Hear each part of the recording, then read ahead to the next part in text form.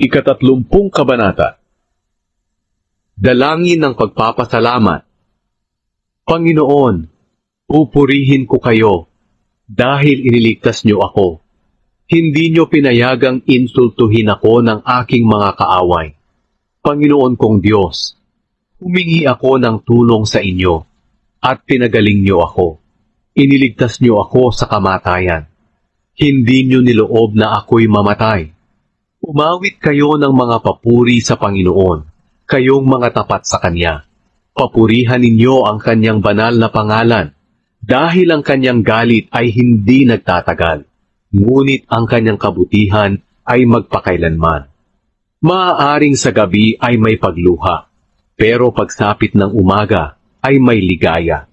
Sa panahon ng aking kaginhawahan ay sinabi ko, wala akong pangangambahan. Ito'y dahil sa kabutihan niyo, Panginoon. Pinatatag niyo ako tulad ng isang bundok.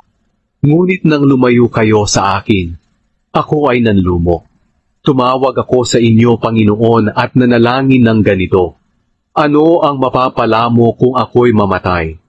Makakapagpuri pa ba ang mga patay? Maipapahayag pa ba nila ang inyong katapatan? Panginoon, pakinggan niyo ako at kahabagan. Tulungan niyo ako, Panginoon. Ang aking kalungkutan ay pinalitan niyo ng sayaw ng kagalakan.